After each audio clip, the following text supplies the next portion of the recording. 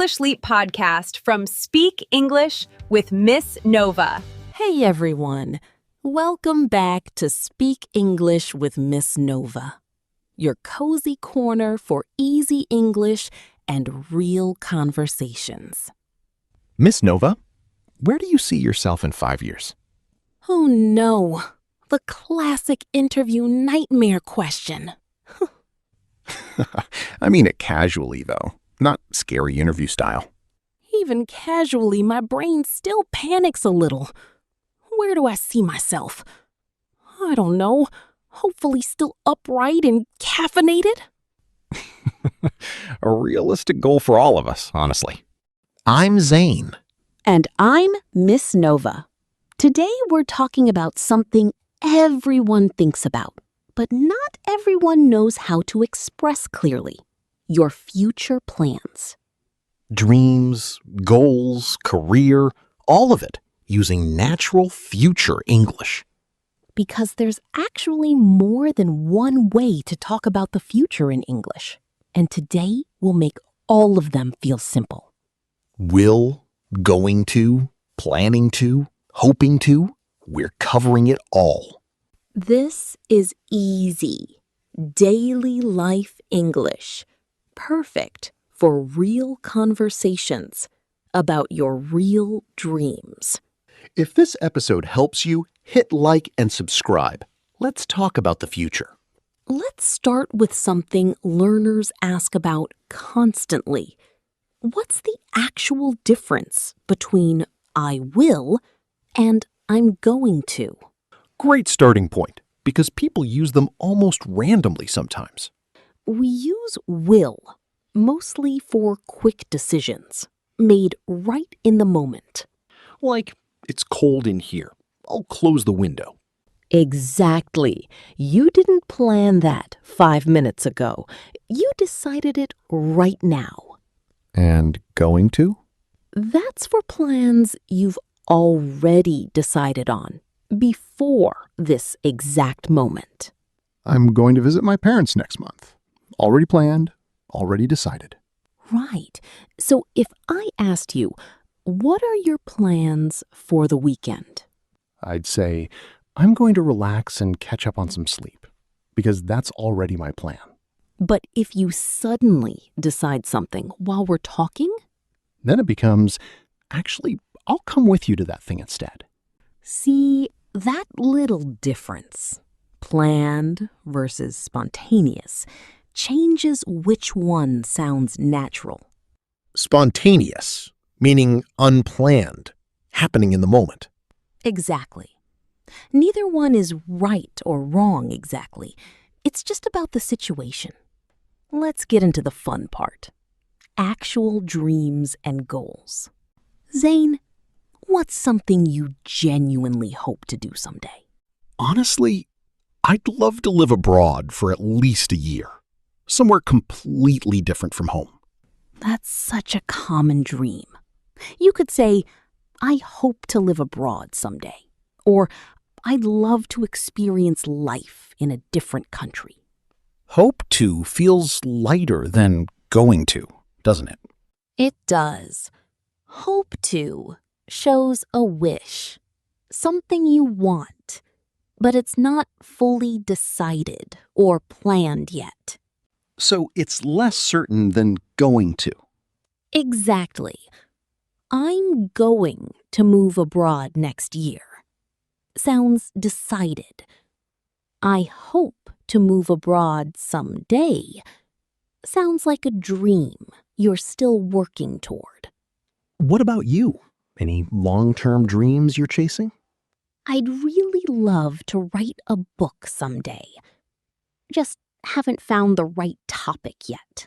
You could say, I'm hoping to write a book eventually. Or, writing a book is definitely on my list. On my list, meaning something you want to do, part of your personal goals. That phrase is so natural in conversation. Learning to swim is on my list this year. Or, visiting Japan has been on my list for ages. Let's talk career specifically, since that's such a common topic. True. If someone asks about your career plans, you don't need a formal speech. You could simply say, I'm planning to switch careers next year, or I'm working toward a promotion right now.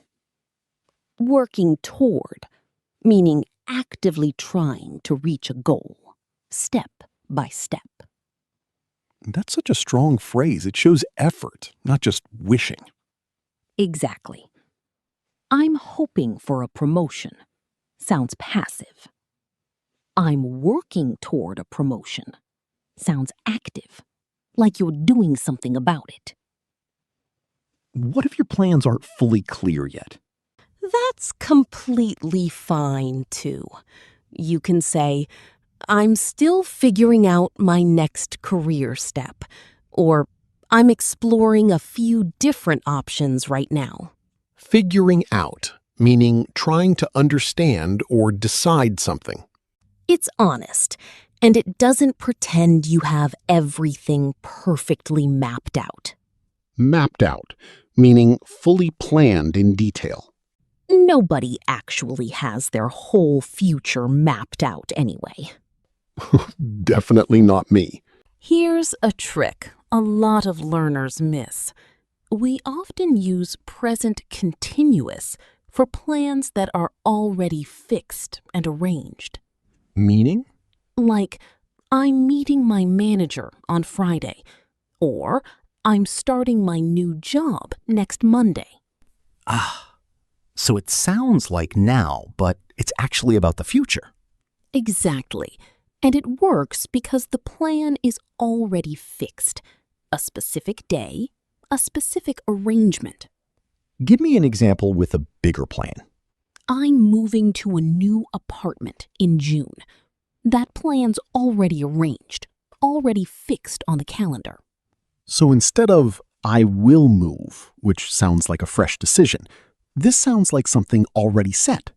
Exactly the feeling. Present continuous for fixed future plans is genuinely one of the most natural sounding structures in daily English. Let's practice this in a real little conversation. Ask me about my future plans.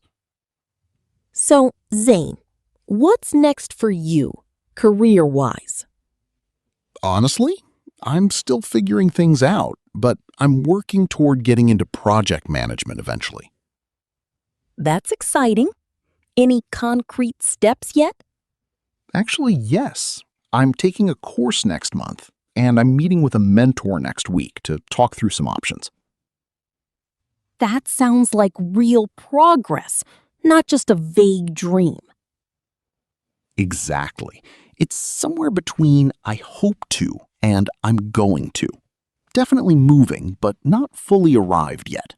And what about further ahead? 5, 10 years down the line? Honestly, I'd love to run my own small team someday. That's more of a someday dream than a concrete plan right now. That's such a natural way to separate what's decided from what's still a hope. It really is. This conversation alone probably used every single future structure we've talked about. Accidentally efficient. Let's talk about something real, too. Plans change, and that's completely normal. Constantly, actually. I had a whole different career plan just 2 years ago. What happened? I was going to stay in my old job long term, but things shifted, and I ended up somewhere completely different. You could say, my plans changed along the way, or things didn't go exactly as planned, but it worked out. Worked out, meaning things turned out fine in the end, even if it wasn't the original plan. That phrase takes the pressure off needing a perfect 5-year plan that never changes. Right, because honestly, almost nobody's plan stays exactly the same forever. And that's okay to say out loud, too. My goals have shifted a bit since last year. Shifted, meaning slightly changed direction. Sometimes people ask about your future, And honestly, you just don't know yet. And that can feel awkward to admit. But it doesn't have to. You can simply say, honestly, I'm not totally sure yet, but I'm open to a few different paths. Open to, meaning willing to consider something. Or, I'm taking things one step at a time right now. One step at a time. Such a calm, honest way to answer without pretending to have it all figured out. Exactly. Not knowing your entire future isn't a weakness. It's just being human. And it gives you a real sentence to use instead of an awkward silence. Let's review today's useful words and phrases.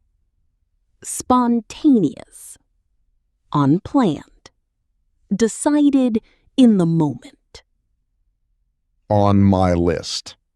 Something you want to do someday. A personal goal. Working toward, actively trying to reach a goal. Figuring out. Trying to understand or decide something. Mapped out, fully planned in detail. Worked out. Turned out fine, even if unplanned. Shifted, changed direction slightly. And open to. Willing to consider something. So today, we covered will for quick decisions, going to for existing plans, present continuous for fixed arrangements, and softer phrases like hoping to and working toward for dreams still in progress. All useful tools for one simple goal. Talking honestly about your future. Whether your plans are fully decided, still forming, or completely uncertain, you now have natural English for all of it. Try it yourself. What's one thing you're hoping to do or working toward right now? Share it in the comments. In English, we genuinely love to read your plans. If this episode helped you, like, subscribe, and share it with someone chasing their own goals too. This is Miss Nova. And this is Zane. You've been listening to Speak English with Miss Nova. Take care of your English and take care of your dreams. Bye for now.